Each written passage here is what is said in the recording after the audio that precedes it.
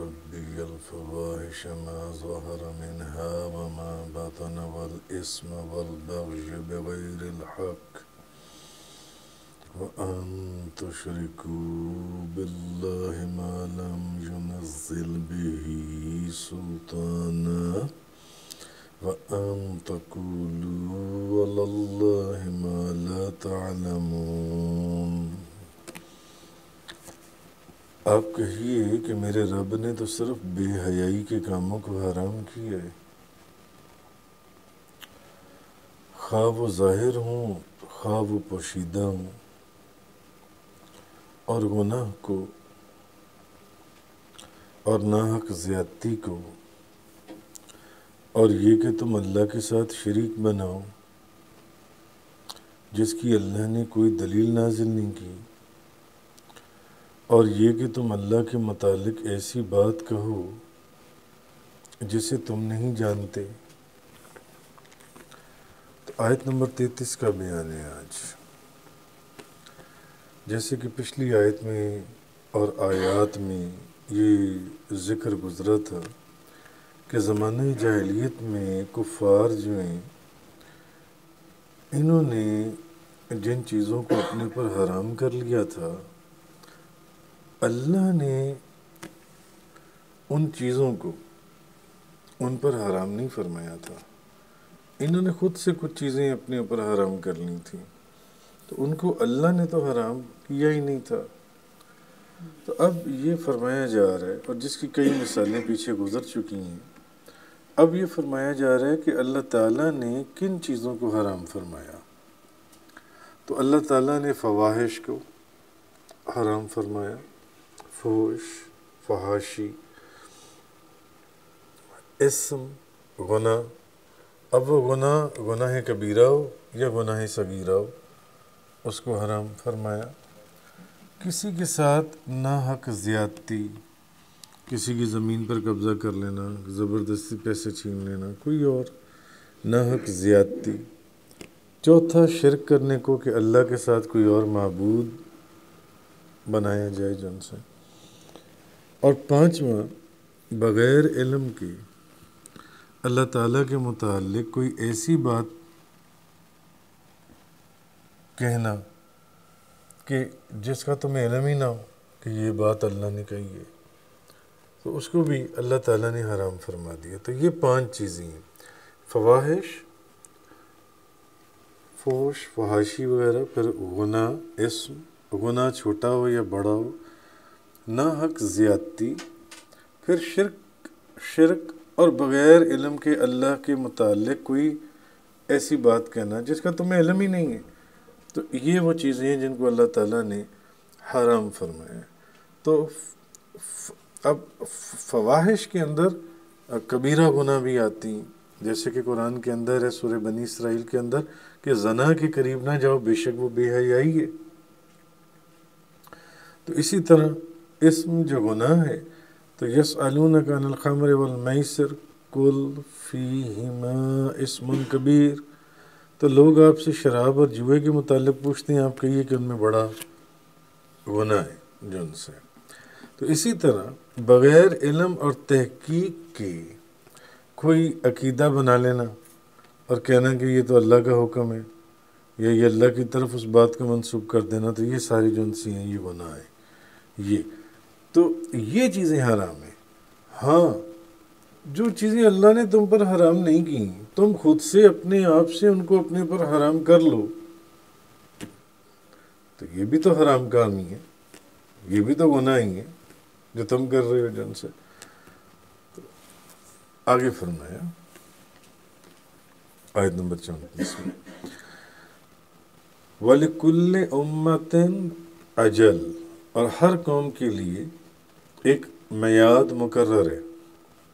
فَإِذَا جَاءَ أَجَلُهُمْ لَا يَسْتَأْخِرُونَ سَاعَةً وَلَا يَسْتَقْدِمُونَ، اور ہر قوم کے لیے ایک میعاد مقرر ہے، جب وہ میعاد پوری ہو جائے گی تو وہ نہ ایک گھڑی پیچھے ہو جائے گی ہو سکیں گے اور نہ ایک گھڑی آگے ہو سکیں گے جب وہ میعاد پوری ہو گئی۔ تو اب اللہ تعالیٰ نے پیچھے تو یہ فرمایا کہ حرام کام جون سے ہیں، کون کون سی ہیں؟ ہر طرح کا گناہ، زیادتی، شرک، بغیر تحقیق کے اللہ کی طرف کسی بات کو منسوب کرنا، فحاشی۔ تو اب یہ بتایا کہ یہ جو زندگی ہم نے تمہیں دی ہے، اس زندگی کا ایک وقت معین ہے، اور جب وہ وقت آ جائے گا نا تو پھر موت آ جائے گی۔ وہ جو وقت معین ہے، جب وہ وقت آ گیا تو اب موت کا وقت آ گیا، اور اس کو چونکہ موت کا وقت کسی شخص کو بھی بتایا تو نہیں نہ گیا کہ کون سا موت کا وقت ہے، تاکہ ہر انسان موت کے انتظار میں رہے اور حرام کاموں سے بچتا رہے، جس کا پچھلی آیت میں ذکر ہوا۔ حرام کاموں سے بچے، تو جب کوئی انسان موت کا انتظار کرے گا، موت کا منتظر رہے گا، تو پھر وہ حرام کاموں سے بھی پیچھے رہے گا۔ اس کو پتہ ہے کسی بھی وقت اللہ نے کہا ہے وہ وقت مقرر ہے، جب وہ آ گیا تو سمجھو موت آ گئی۔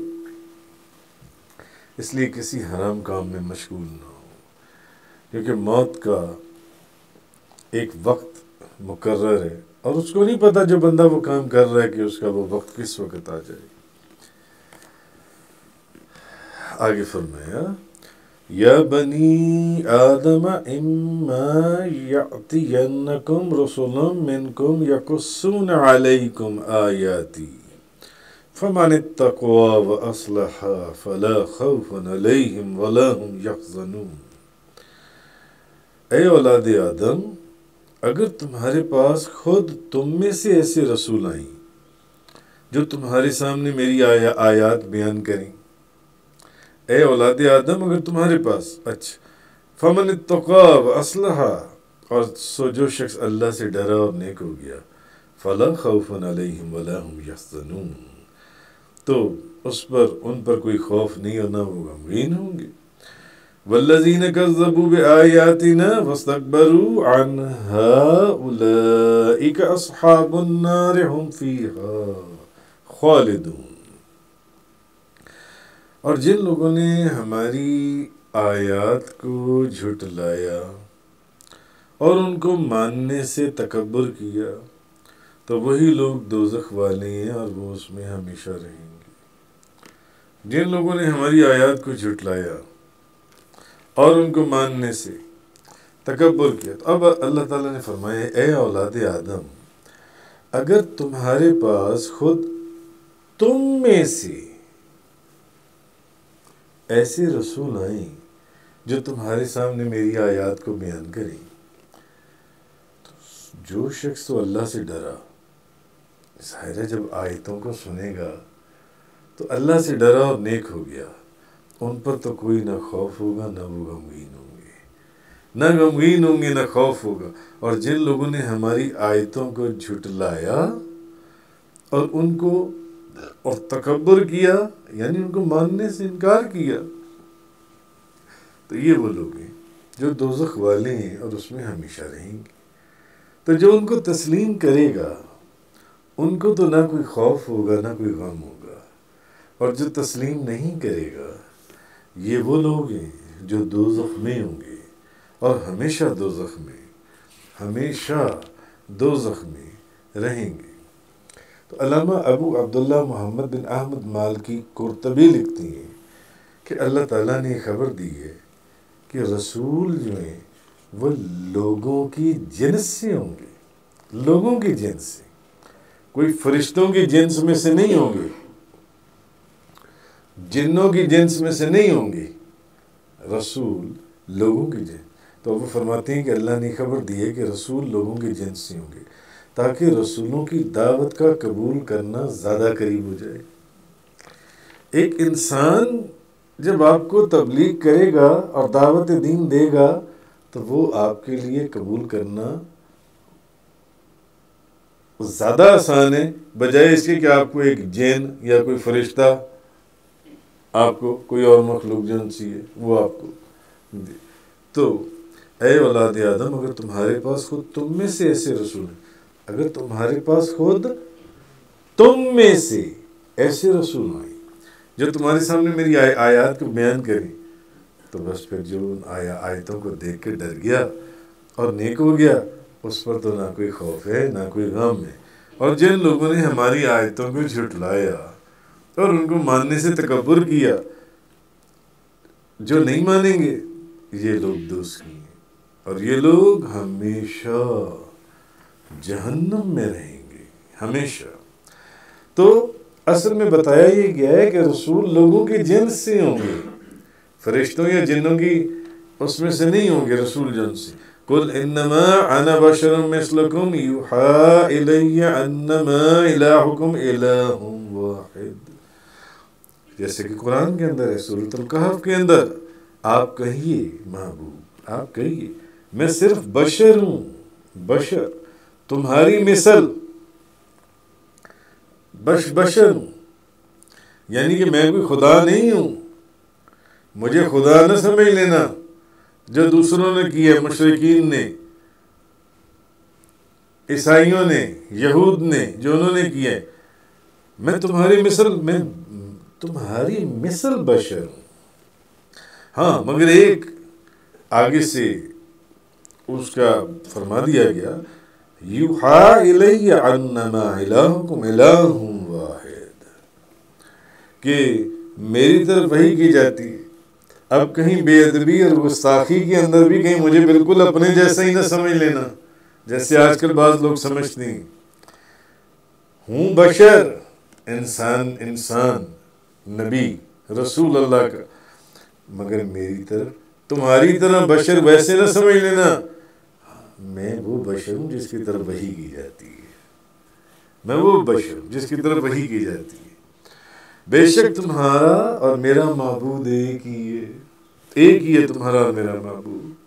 اب کافر جو ہیں وہ نبی پاک، یہی تو مسئلہ تھا کہ کافر آپ کو بشر تو مانتے تھے مگر رسول نہیں مانتے تھے، اور کہتے تھے کہ یہ کیسے ہو سکتا ہے کہ رسول جان سے کوئی بشر ہو، انسانوں کے اندر کوئی بشر ہو رسول۔ اس کا پیچھے ذکر گزرا تھا تفصیل کے ساتھ کہ بشر، جب اللہ تعالیٰ نے ان کو جواب دیا تھا کہ بتاؤ مجھے کہ جو تمہارے اپنے جو پہلے نبی آئے جن کے تم ماننے والے تھے، کیا وہ بشر نہیں تھے، انسان نہیں تھے؟ جو اب کہتے ہو کہ بشر تو کوئی فرشتہ ہونا چاہیے، جنس ہے۔ تو اب کافر جو ہیں وہ حضور کو بشر تو کہتے تھے مگر رسول نہیں مانتے تھے، اور وہ کہتے تھے کہ یہ کیسے ہو سکتا ہے کہ بشر بھی ہو اور رسول بھی ہو۔ یہی ان کا کفر تھا، یہی ان کا کفر تھا۔ بھئی جن کو مانتے تھے، جن کے قصیدے پڑھتے تھے، جن کی سنتوں پر عمل کرتے تھے، ابراہیم علیہ السلام کا جن کا جگہ جگہ پر اپنے اشعار میں ذکر کرتے تھے، وہ بشر تھے۔ وہ کون سا؟ فرشتوں میں سے تھے۔ تو لیکن یہ سمجھ لینا کہ آپ عام انسان اور عام بشر نہیں ہیں۔ آگے اللہ پاک نے جو فرمایا نا، آگے ذرا یہ بھی، یوحیٰ الی انما الہکم الہ واحد، کوئی عام بشر نہیں ہے بلکہ انسان کامل اور افضل البشر اور سید البشر ہے، اور کوئی شخص کسی وجودی وصف کے اندر آپ کے مماثل آپ جیسا نہیں ہو سکتا۔ جب بعض آج کل بے ادب اور گستاخ لوگ کہہ دیتے ہیں کہ ہماری طرح تو بے بشر تھے، ہماری طرح نہیں۔ اس آیت کو، قرآن کی اس آیت کو دیکھ لیں، سورۃ الکہف کی آیت نمبر 110، قل انما انا بشر مثلکم، محبوب آپ کہہ دیں کہ میں تمہاری میں سے بشر ہوں، دیکھنے میں، نفس انسانیت کے اندر، بشریت کے اندر، مگر یوحیٰ الی انما الہکم الہ واحد، مگر میں وہ بشر ہوں جس کی طرف وحی کی جاتی ہے، اور میرے اندر تو اللہ نے پھر وہ برکتیں اور وہ خاصیتیں پیدا فرمائی ہیں کہ جو کسی بشر کو حاصل نہیں ہیں۔ تو اگر رسول کسی اور جنس سے ہوتا، جیسے کہ میں نے پہلے بات کی، تو انسان کا دعوت دین کو قبول کرنا مشکل ہو جاتا اگر کوئی جن یا فرشتہ یا کوئی اور مخلوق ہوتی.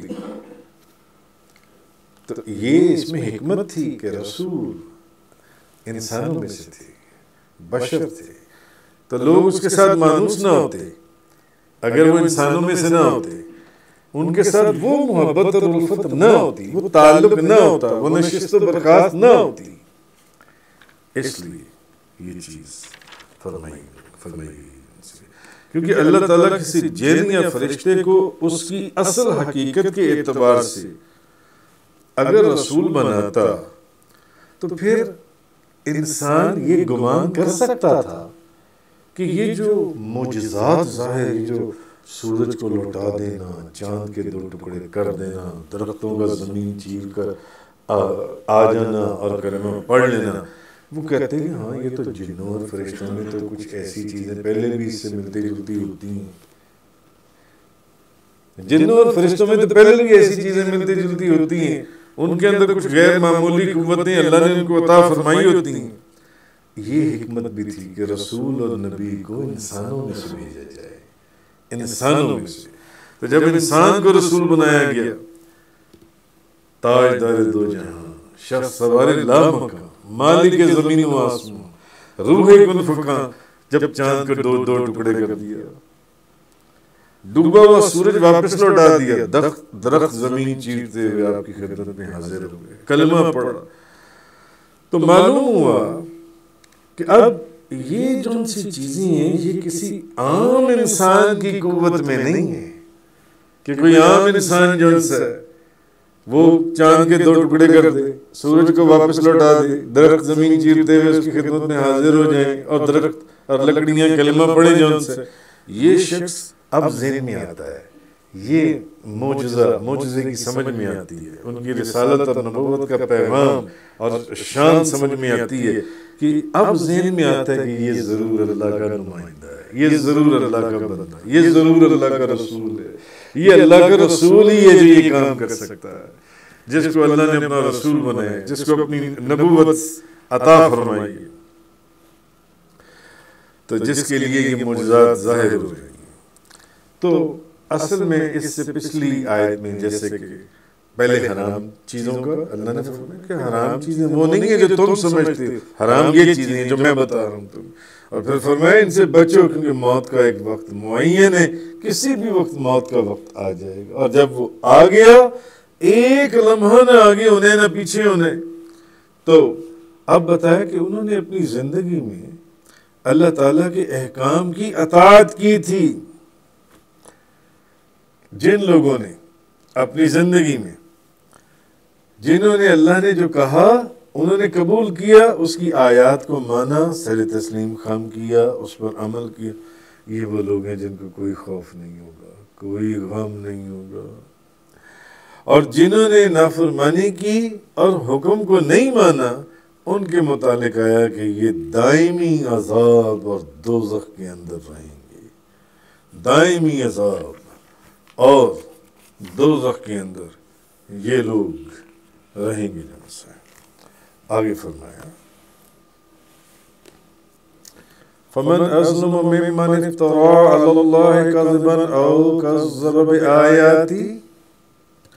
بس اس شخص سے بڑا ظالم کون ہوگا جو اللہ کے متعلق جھوٹی باتیں گھڑ کر اللہ پر بہتان باندھے یا اللہ کی آیتوں کو جھٹلائے. اولئک ینالہم نصیبہم من الکتاب، ان لوگوں کو کتاب کے مطابق ان کا حصہ ملتا رہے گا، بھلے وہ جو کر رہے ہیں.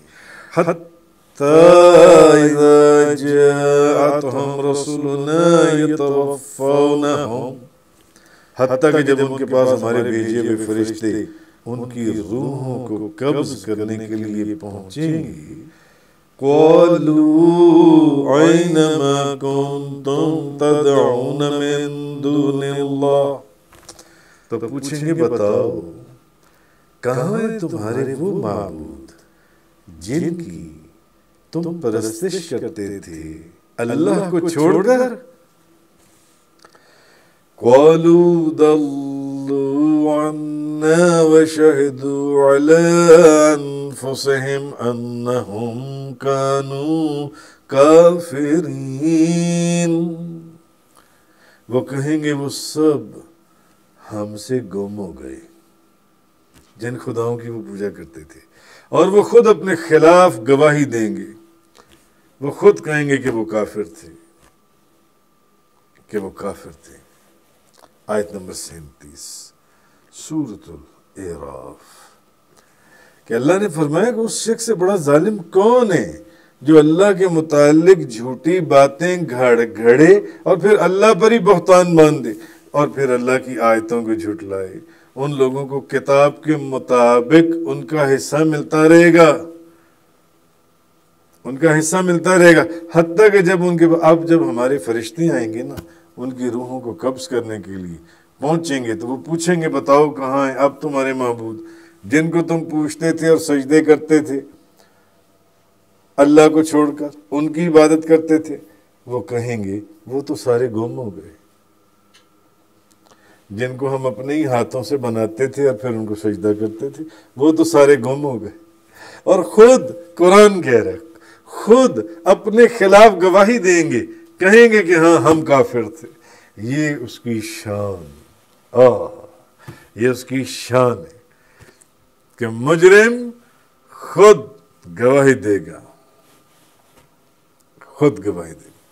کنفیشنل سٹیٹمنٹ، مجرم اپنے جرم کو خود قبول کرے گا کہ یہ تو میں نے کیا تھا، میں نے کیا. تو اب اس آیت کے اندر یعنی جتنی عمر ان کے لیے مقرر ہے تمہیں تمہارا حصہ ملتا رہے گا، حالانکہ تم تو آیتوں کا جھٹلانے والی ہو. ہلتا رہے گا، مال بھی ملے گا، دولت بھی ملے گی، بیوی بھی ملے گی، اولاد بھی ملے گی. یعنی جو چیزیں تقدیر میں لکھی جا چکی ہیں وہ بہرحال ان کو ملتی رہیں گی. لیکن جب فرشتے آئیں گے نا روح کو قبض کرنے کے لیے، روح کو، تو وہ فرشتے جو ان سے بطور لعنت ملامت، بطور ڈانٹ ڈپٹ، فرشتے جو ان سے اب انہیں کہیں گے کہ بلاؤ اپنے خداؤں کو بلاؤ. ساری عمر تم جن کی عبادت کرتے رہے ہو بلا لو، اب ہم آ گئے ہیں تمہاری جان قبض کرنے کے لیے، تمہیں ہمارے ہاتھوں سے بچا لے جائیں. جن کی عبادت کرتے تھے، جن کو سجدے کرتے تھے، بلاؤ اب ان کو، انہیں کہو کہ آگے تمہیں چھڑا لیں. اس وقت وہ وقت، اور اس وقت تو پھر ہر ایک سے غفلت کے پردے اٹھنے ہی ہیں، غفلت کے پردے اٹھیں گے اور حقیقت ظاہر ہوگی. اب وہ جواب دیں گے، کہیں گے کہ آج تو ہمیں ان کا کوئی نام و نشانی نہیں مل رہا، وہ تو سارے غائب ہو گئے، وہ تو گم ہو گئے جن کی ہم عبادت کرتے تھے. ہائے افسوس، ہم نے کفر کیا اور ہم نے کفر کے اندر انکار کر کے ہم نے اپنی زندگی کو برباد کر دیا. ہائے افسوس، افسوس کریں گے. تو علامہ بیضاوی وہ لکھتے ہیں، وہ کہتے ہیں کہ یعنی مطلب یہ کہ فرشتے انہیں کہیں گے کہ وہ خدا کہاں ہیں جن کی تم عبادت کیا کرتے تھے. ڈانٹ کے تو لاؤ نا ذرا ان کو، تاکہ وہ بچا لیں نا تمہیں ہم سے، تو وہ تمہیں ہم سے بچا لیں. تو سورہ اعراف کی آیت نمبر 37 کے اندر اللہ تبارک و تعالیٰ نے یہ فرمایا، فمن اظلم ممن افترى على الله كذبا او كذب بآياته. بس اس شخص سے بڑا ظالم کون ہوگا جو اللہ کے متعلق جھوٹ کھڑ کر اللہ پر بہتان باندھے، اللہ کی آیتوں کا انکار کرے. اولئک ینالهم نصیبهم من الکتاب، ان لوگوں کو کتاب کے مطابق ان کا حصہ ملتا رہے گا. یعنی جو ان کے نصیب میں لکھا گیا ہے نا، بیوی، مال، اولاد، گاڑی، بکری، وہ ساری ان کو چیزیں ملتی رہیں گی. ہاں، حتی اذا جاء जाअतहुम रसूलुना यतवफ़्फ़ौनहुम, जब हमारे फरिश्ते उनकी रूहें कब्ज़ करने के लिए पहुँचेंगे, क़ालू ऐनमा कुन्तुम तदऊन मिन दून, पूछेंगे बताओ तुम्हारे खुदा कहाँ हैं, माबूद कहाँ हैं। क़ालू दल्लू अन्ना व शहिदू अला अनफुसिहिम अन्नहुम कानू काफिरीन, वो कहेंगे वो सब हमसे गुम हो गए और वो खुद खुदा कह रहे अपने खिलाफ गवाही देंगे और कहेंगे कि हम काफिर थे। सदक़ल्लाहु तआला व बल्लगह रसूलुल्लाह सल्लल्लाहु अलैहि वसल्लम। तफसीर कुरान का ये लेक्चर इंग्लिश में सुनने के लिए बराह करम डिस्क्रिप्शन में मौजूद लिंक पर क्लिक करें।